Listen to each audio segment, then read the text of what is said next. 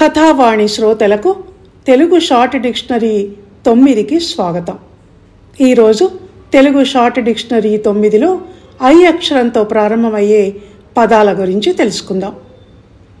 I శివుడు, ఐశము శివ సంబంధమైన, ఐందవి స్త్రీ మరియు ఒక వృక్ష విశేషము, ఐందము ఇంద్రునికి సంబంధించినవి, ఐంద్రియము ఇంద్రియములకు సంబంధించినవి, ఐతరేయము ఇతరుడు అనే ముని వలన వచ్చిన ఉపనిషత్తు, ఐసనము పాపము, ఐసిహాసికుడు ఇతిహాసము తెలిసినవాడు, ఐమూల రెండు దిక్కుల నడుమ, ఐరావతము ఇంద్రుని ఏనుగు,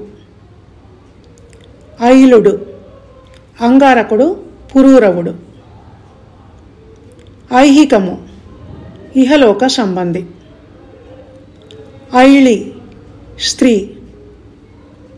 ఐరకొను చక్కబడు వర్ధిల్లు, ఐచ్ఛికము ఇష్టప్రకారము, ఐకరాజ్యము చక్రవర్తిత్వము, ఐపు జాడ. ధన్యవాదాలు.